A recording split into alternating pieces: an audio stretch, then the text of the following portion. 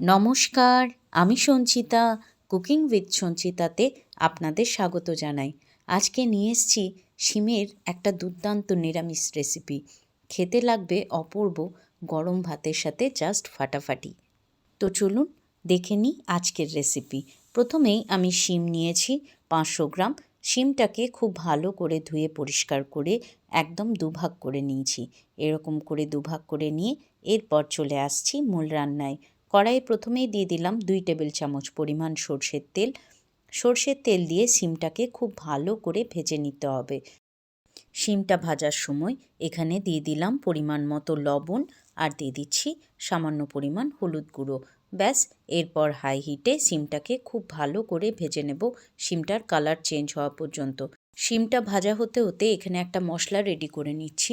1 চামচ নিয়ে নিলাম হলুদ সর্ষে, হাফ চামচ কালো সর্ষে, 1 চামচ পরিমাণ পোস্ত আর 1 চামচ নিয়ে নিলাম সাদা তিল। আর তার সাথে সামান্য একটু লবণ অ্যাড করে প্রথমে শুকনো গ্রাইন্ড করে নেব। এরকম শুকনো গ্রাইন্ড করা হয়ে গেলে একটা কাঁচা লঙ্কা অ্যাড করে সামান্য একটু জল দিয়ে একটা মিহি পেস্ট আমি তৈরি করে নেব। মশলাটা আমাদের একদম রেডি হয়ে গেছে। এরপর চলে আসছি শিমের দিকে। দেখুন শিমটাও সুন্দর করে ভাজা হয়ে গেছে, শিমের মধ্যে একটা কালার ধরে গেছে। এরপর শিমটাকে একটা পাত্রে আমি তুলে নিচ্ছি। শিমটা তেলটা যাতে কড়াইয়ের মধ্যেই রয়ে যায় সেরকমভাবে শিমটা তুলে নিতে হবে। আমি শিমটা চিপে চিপে এক সাইড করে তুলে নিচ্ছি একটা পাত্রে। ব্যাস, যেটুকু তেল আছে সেই তেলেই বাকি রান্নাটা সেরে নেব। ওই তেলের মধ্যেই দিয়ে দিলাম একটা শুকনো লঙ্কা আর দিয়ে দিলাম কালো জিরে ফোড়নে। এটা থেকে সুন্দর একটা ফ্লেভার আসবে। কয়েক সেকেন্ড নাড়াচাড়া করে এর মধ্যে একটা বড় সাইজের টমেটো স্লাইস করে অ্যাড করে দিলাম। টমেটোটা একটু নরম হয়ে গেলে তারপর আগের থেকে যে পেস্টটা আমি তৈরি করে রেখেছিলাম সেই পেস্টটা এরপর এখানে অ্যাড করে দেব। সর্ষে, তিল, পোস্ত, কাঁচা লঙ্কা সব দিয়ে যে পেস্টটা বানিয়েছিলাম সেই পেস্টটা দিয়ে এরপর দিয়ে দিলাম হলুদ গুঁড়ো আর কাশ্মীরি লঙ্কার গুঁড়ো। সামান্য একটু চিনি অ্যাড করে দিলাম স্বাদটাকে ব্যালেন্সের জন্য। এরপর সমানে নাড়াচাড়া করে মিডিয়াম হিটে মশলাটাকে একটু কষিয়ে নিতে হবে।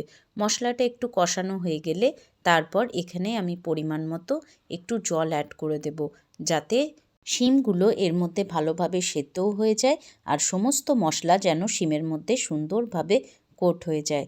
দেখুন সামান্য জল অ্যাড করে খুব ভালোভাবে মিশিয়ে নিয়েছি। এরপর গ্রেভিটা ফুটে গেলেই ভেজে রাখা শিমগুলো এখানে অ্যাড করে দেব। থালার মধ্যে যেটুকু তেল ছিল সেটাও এখানে দিয়ে দিলাম। খুব ভালোভাবে মিশিয়ে নিয়ে এরপর 5 থেকে 7 মিনিট চাপা দিয়ে রান্না করে নেব মিডিয়াম হিটে। ব্যাস, শিমের মধ্যে সমস্ত ফ্লেভার মশলার অ্যাড হয়ে যাবে আর একদম মাখা মাখা শুকনো শুকনো হবে এই তরকারিটা খেতে।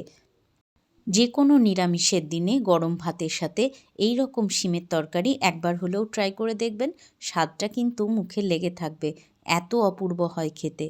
সর্বশেষে ওপর থেকে ছড়িয়ে দিলাম বেশ কিছুটা পরিমাণ ধনেপাতা আর তার সাথে অ্যাড করে দিলাম বেশ কয়েকটা চেরা কাঁচা লঙ্কা। এটা ভালো করে মিশিয়ে নিয়ে যখন 5 মিনিট স্ট্যান্ডিং টাইমে রেখে দেব, এর ফ্লেভারটা অপূর্ব আসবে। ব্যাস, গরম গরম সার্ভ করুন। দেখুন একদম মাখা মাখা হয়েছে, এত অপূর্ব লাগবে এটা গরম ভাতের সাথে সার্ভ করতে। যে একবার খাবে সে কিন্তু বারবার এই রকমভাবেই খেতে চাইবে, এটা এতটাই সুন্দর হয় খেতে। আশা করি আজকের রেসিপিটা আপনাদের ভালো লাগলো। একবার হলেও এই রকমভাবে ট্রাই করে দেখবেন। শিমের এই রেসিপিটা একবার ট্রাই করে জানাবেন আমাকে এটা খেতে কেমন হয়েছিল।